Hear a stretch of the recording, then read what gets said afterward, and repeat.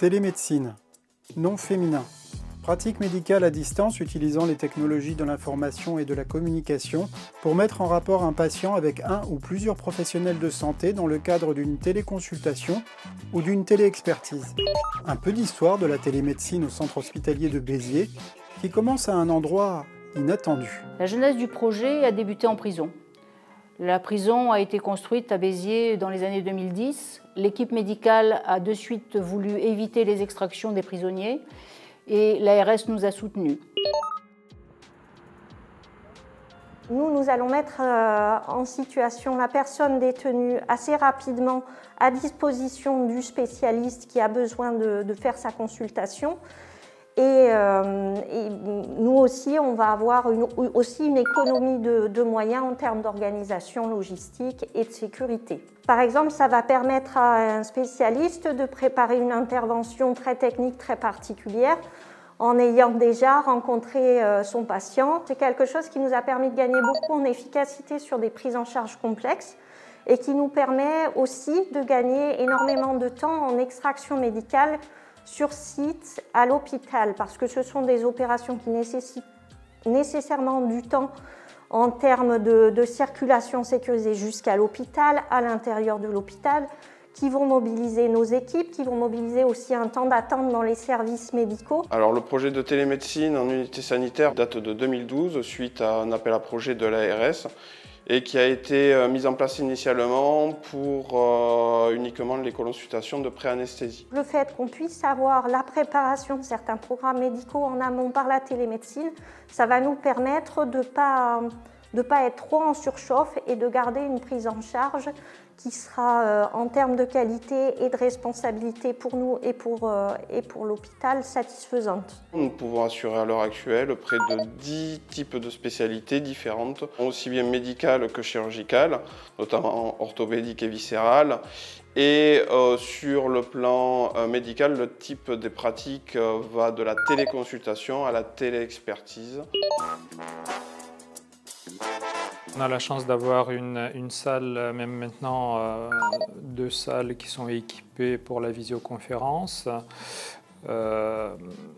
Cela permet d'établir la liaison vidéo-audio avec le patient et le médecin qui l'accompagne.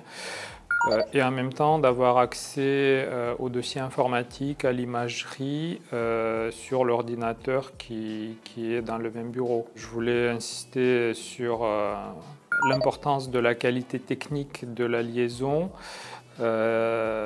parce que bien voir, bien entendre, c'est très important pour pouvoir donner un bon avis et une bonne conduite à tenir. C'est très bien organisé parce qu'il y a systématiquement un médecin qui accompagne le patient, qui peut faire un examen clinique si nécessaire. Surtout, les éléments du dossier médical sont disponibles en totalité.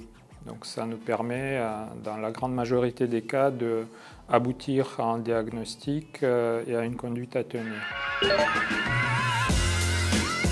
Cette activité s'est imposée depuis la création de l'UXA avec les patients, la patientèle de la prison. C'était difficile, ça s'est pas imposé d'emblée parce que la cardiologie est une spécialité à acte, ce qui fait qu'on s'est orienté directement vers la téléexpertise. Et c'est comme ça que le médecin de la prison, c'est un petit peu les yeux et les oreilles du cardiologue. Et comme ça, on discute du dossier avec l'accord du patient. Et d'un commun accord, on prend des décisions. Est-ce qu'il faut extraire le patient ou est-ce qu'on peut ne pas aller jusqu'à l'extraction pour faire des examens complémentaires? Bon, on commence par le premier patient. Je vais sur sa biologie. Bon, il a une insuffisance rénale, ce patient, hein, je vois. Ouais, c'est un monsieur qui a un insuffisance rénale chronique sur une néphropathie diabétique. Il est dialysé à l'hôpital. Je vois le dossier médical de l'autre hôpital qui est scanné. Effectivement, il avait un bon VG. Ouais. Il n'y avait rien de particulier. Je peux comparer parce que j'ai été durant mon internat donc interne à la maison d'arrêt de Nantes où la télémédecine était moins mise en place et on y trouve ici de grands avantages surtout pour du coup, les conditions d'extraction. Il faut se rendre compte que les détenus qui du coup sont extraits à l'hôpital déjà ne sont pas au courant pour des mesures de sécurité de la date de l'extraction, donc ils ne peuvent pas spécialement se préparer à cette consultation. On a parfois des refus, c'est-à-dire des gens pour qui on avait demandé des examens et qui, mis devant le fait accompli, refusent, ce qui rend plus difficile la tâche du soin. Donc avec la télémédecine, ça nous permet de à la fois donner le rendez-vous au patient et du coup il sait qu'il sera pris en charge, et en plus de ça d'avancer la proximité de ces rendez-vous. Une amélioration significative du suivi des patients a été observée dès la mise en place, ce qui a permis en 2015 à la demande de l'ARS de déployer le même modèle à destination des EHPAD, des centres de rééducation et de l'HAD. Un projet qui était similaire à celui de la prison a été déployé avec des procédures de demande de téléconsultation dans différentes disciplines.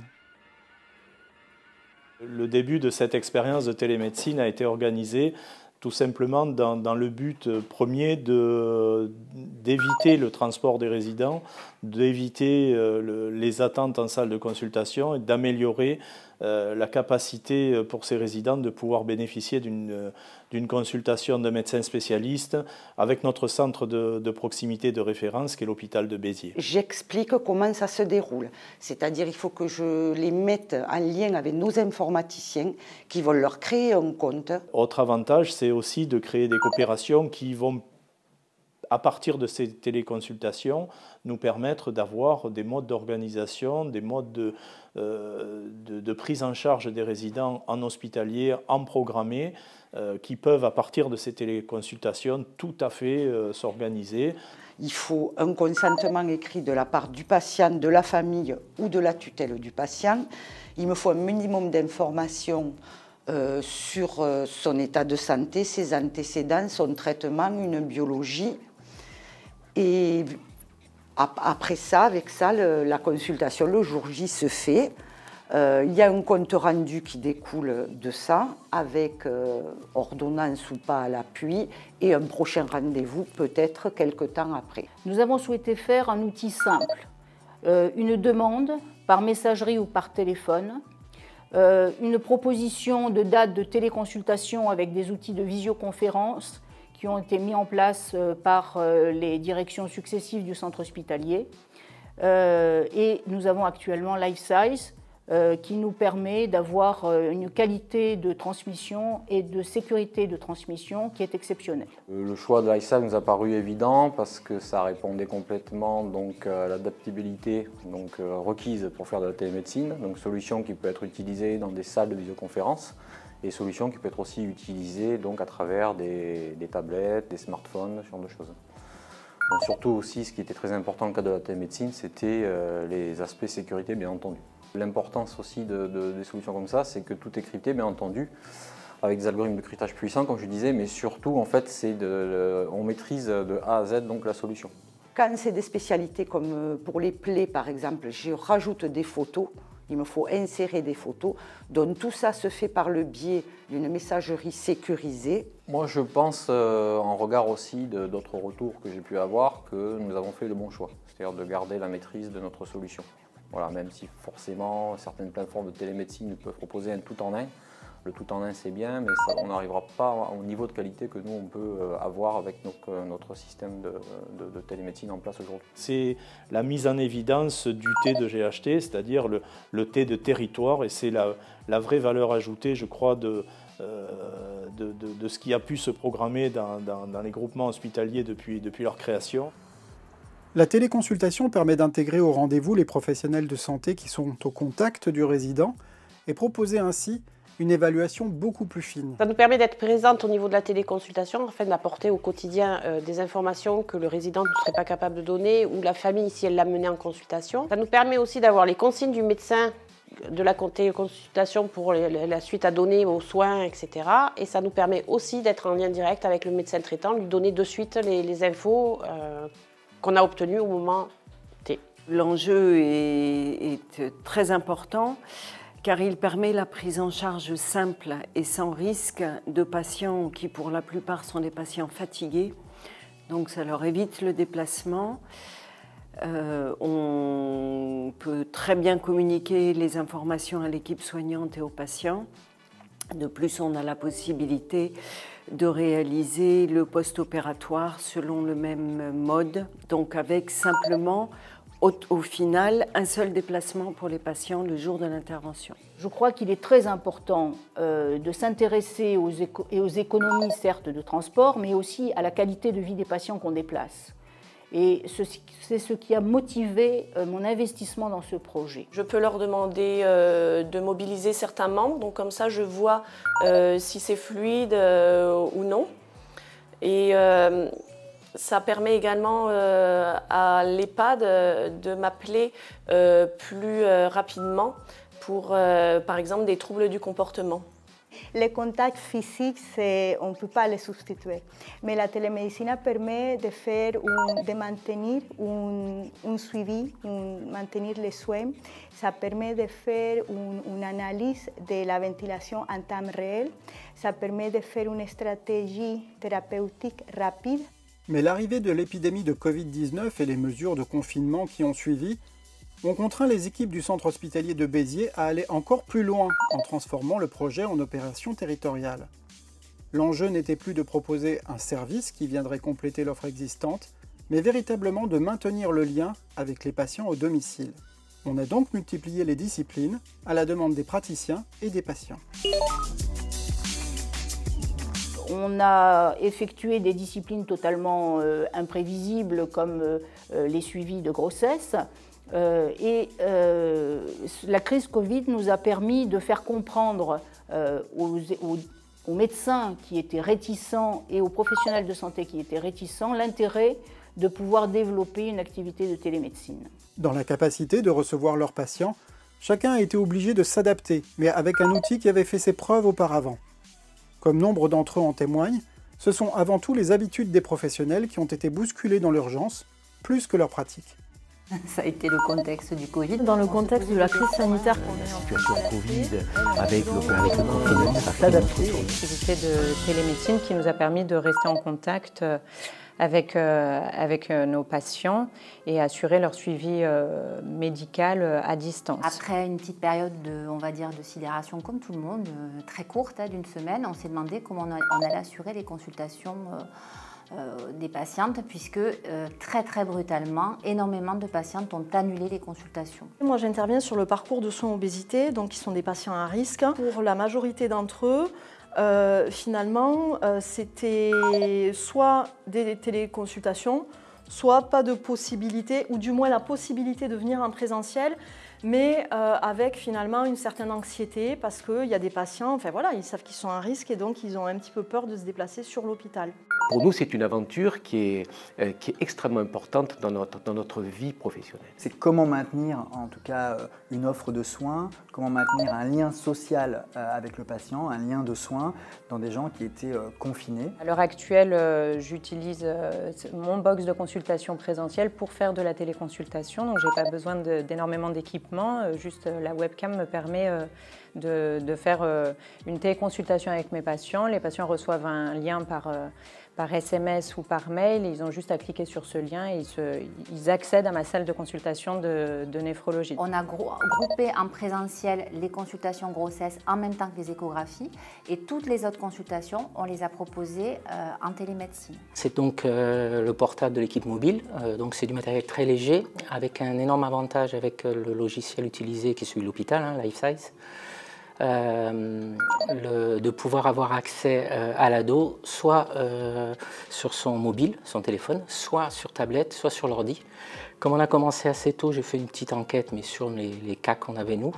Et donc les ados préfèrent de loin le portable, et c'est ce qui marche le mieux en fait. J'ai vu la téléconsultation comme finalement un outil qui apportait une plus-value, dans le sens où ça réintroduisait la dimension du regard avec le patient, ce qui pour moi, en tant que psychologue, est quand même assez important, même si l'écoute est primordiale, le regard et l'observation sont aussi importants. À certains moments, on oublie qu'on est en vidéo, on a ce rapport humain qui fait, et voilà, donc ça c'est énorme. Je pense que c'était peut-être plus nous professionnels qui avions des réticences à ne pas voir en réalité les patientes plutôt que les gens finalement. Et elles étaient extrêmement rassurées par ce contact-là. Alors il a fallu s'adapter, hein, ça a été, voilà. Mais l'expérience a été vraiment positive. L'avantage aussi là, qui a été développé après la première vague, on va dire, c'est d'avoir pu équiper 2 bureaux du CMP et qui sont donc en général des espaces connus du patient. Du coup, quand il va cliquer, il va connaître déjà le praticien qui est en face de lui et du coup, ne pas être perdu dans des repères géographiques, d'observer la pièce, puisque c'est en général la pièce dans laquelle il est reçu en consultation. Maintenant que je l'utilise, du coup, et que ça m'a permis aussi de dépasser un petit peu des représentations que j'avais sur la télémédecine qui étaient au final erronées et empreintes un peu de fantasmes. Et finalement, je me suis rendu compte que c'est pas du tout ça, qu'il y a tout à fait la place pour les émotions, pour la dynamique de fantasmatisation, pour la relation en fait, qui peut quand même s'établir aussi en téléconsultation. On sait notamment que les patients qui sont les personnes âgées dépendantes sont toujours très perturbées quand on les sort de leur domicile et le fait de pouvoir les suivre à distance en restant à domicile est un vrai avantage. Un autre intérêt que j'ai découvert sur le fil pour les téléconsultations, enfin pour la télémédecine, c'est le fait que certains jeunes qui sont de notre secteur et qu'on commence à en suivre partent en internat. Donc j'en ai à Narbonne, etc. Il y en a qui sont partis en Normandie et qu'on a pu poursuivre le suivi en attente du relais du CMP dont ils dépendaient une fois avoir changé de ville ou voire de région. Donc ça, c'est quand même assez intéressant. Ça permet de faire des relais, y compris quand les gens sont partis, en attendant de trouver une date de consulte, sachant que pour beaucoup de CMP, c'est quand même 6 mois, 1 an d'attente. On a eu un retour aussi très positif d'ailleurs des médecins généralistes parce que jusqu'à présent, finalement, ils n'avaient pas trop de retour du suivi. C'est toute une gestuelle, c'est toute une pensée, c'est pas simple, il faut apprendre, on ne peut pas arriver là et dire je fais de la téléconsultation. Qu'en pensent justement les patients à domicile? Je préfère être à la maison, hein.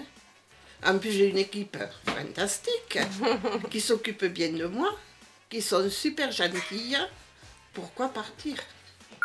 Moi, je trouve que c'est fantastique, la télémédecine. Oui, approchez-vous. Ah oui, c'est joli, hein. Ça a très bien évolué, hein. Donc on va poursuivre le même traitement et on refait le point dans 1 mois, sinon l'hospitalisation à domicile ou votre infirmière nous alerte avant. Hein. Déjà, on a pris contact avec le médecin traitant et c'est lui qui nous a dit qu'il allait vous contacter parce qu'il avait entendu parler que voilà, ça commençait à évoluer, la télémédecine et la prise en charge des plaies compliquées. On voulait un autre avis, une autre expertise. Tout d'abord, c'est un confort pour le patient. C'est vrai que voilà, ça évite au patient de se déplacer sur l'hôpital. Donc voilà, ça le sécurise aussi. Et franchement, voilà, on prend des rendez-vous rapidement. Quand on a un souci au niveau d'une plaie, je veux dire, la télémédecine, c'est vrai que c'est plus rapide, quoi, hein, pour pouvoir avoir un avis directement, quoi. Vu les circonstances actuelles, donc il vaut mieux éviter qu'il y ait trop de personnes en salle d'attente et cela évite également les transports pour les patients. Initialement, je devais être hospitalisé pour une semaine de formation au mi-mars et ça a coïncidé avec le début du confinement. Donc l'hospitalisation a été annulée et ensuite on nous a proposé de faire un échange par vidéo, par visioconférence. Bon, alors je vais sur le lien, donc Kailash Cloud, voilà, on appelle le lien, donc rejoindre la réunion, voilà. On clique, elles sont là. Ah. Bonjour. Et bonjour, comment allez-vous? Eh bien, ça va. Bon, les résultats, c'est pas tout à fait bon, mais c'est assez irrégulier. Vous avez reçu mon mail, Nadège? Hier, j'ai envoyé les résultats. Bon. Oui, je les ai vus. Par contre, je constate toujours que à 6 h du matin, si je suis à 1, une heure après, ça remonte. Alors que j'ai pas... docteur. Bonjour. Bonjour. Grâce à l'équipe, Camille, Nadège, il a pu lui et son épouse bénéficier donc, de consultations par visio pour toute l'éducation diététique, l'éducation à l'adaptation des doses d'insuline. C'est quand même très intéressant et un bénéfice important pour le patient et pour son épouse, je suppose. C'est vrai que ça a été une réelle opportunité de pouvoir faire avec le centre hospitalier grâce au Covid, je dirais, enfin une bonne chose, de ne pas se déplacer parce que ce qui se passe à la maison est tout à fait différent de ce qui se passe dans une chambre d'hôpital.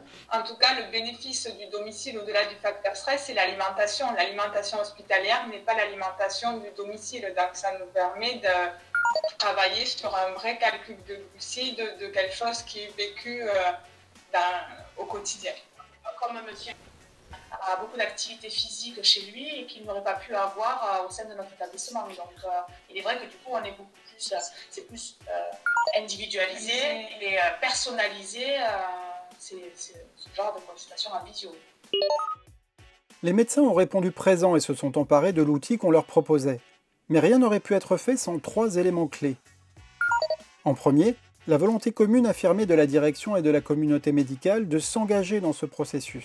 Aujourd'hui, la télémédecine au centre hospitalier de Béziers, c'est 8097 consultations contre 967 au cours de l'année 2019 et plus de 26 spécialités en téléconsultation et téléexpertise. En second, l'interface essentielle entre les patients et les professionnels de santé, à savoir le guichet unique de secrétariat qui recueille les demandes et qui génère les salles de rendez-vous virtuelles, accessibles pour les patients depuis leur smartphone ou leur ordinateur, qui tapent les comptes rendus et les envoient. Et enfin, tout le support informatique qui a permis de proposer une solution complètement sécurisée avec les outils qui existaient déjà au sein de la structure. Crossway, LifeSize, messagerie, sans passer par aucune plateforme tierce et sans avoir, pour les patients, l'obligation de partager leurs données de santé. Et demain ? Je pense qu'il est nécessaire d'avoir les 2 activités, l'activité de consultation présentielle qui est indispensable pour évaluer les patients, mais également l'activité de téléconsultation qui est un plus. Alors c'est vrai que lorsqu'on nous a dit mais il y a une solution, il y a des stéthoscopes intégrés et finalement quelqu'un peut poser le stéthoscope et vous à distance vous entendez s'il y a des sibilants, si ça ronfle, s'il y a un encombrement, s'il y a des signes de pneumopathie, ça c'est fabuleux. Donc stéthoscope connecté pour nous, cliniciens, c'est top. Après si on peut ajouter des explorations fonctionnelles, je vais souffler à distance et moi je vais voir les débits, les volumes, me rendre compte de l'importance de l'obstruction bronchique, du trouble ventilatoire, pouvoir même peut-être le corriger, tout ça c'est également un plus. C'est un accès aux soins qui permet justement d'éviter la rupture de soins pour un certain nombre de patients et il est complémentaire. Jamais le médecin ne pourra s'empêcher de dire « je ne l'ai pas bien vu, je ne suis pas sûr », il faut qu'il vienne. Moi maintenant, ça me permet de faire des consultations que je ne peux pas avoir en présentiel. C'est-à-dire que certaines patientes ne pourront pas venir parce qu'elles sont loin dans certaines conditions, mais vont accepter une consultation de télémédecine. Et donc, moi je continue à les proposer de plus en plus pour les entretiens prénataux par exemple. J'ai pas le stress de l'hôpital. Moi je me demande pourquoi encore ce n'est pas généralisé. Pour toutes les familles que j'ai pu rencontrer par téléconsultation, c'est un plus. À l'avenir, on ne sait pas s'il n'y aura pas à nouveau des crises comme actuelles ou des événements météorologiques. Dans un monde idéal, dans le monde des bisounours, tous les patients auraient un domicile connecté avec un outil facile à utiliser. On pourrait se connecter, même faire des conf calls avec le médecin traitant, avec l'infirmière à domicile, avec la famille, ce qui permettrait d'optimiser la prise en charge, de lancer une consultation présentielle au moment opportun, selon l'état clinique du patient, selon son comportement, selon son état thymique, et donc d'optimiser la prise en charge en associant les 2 prises en charge médicales, présentielle et télémédecine. Et s'il fallait résumer le projet de télémédecine en un mot? Pertinence? Un mot, c'est grisant. Une bonne activité d'avenir. C'est un vrai travail.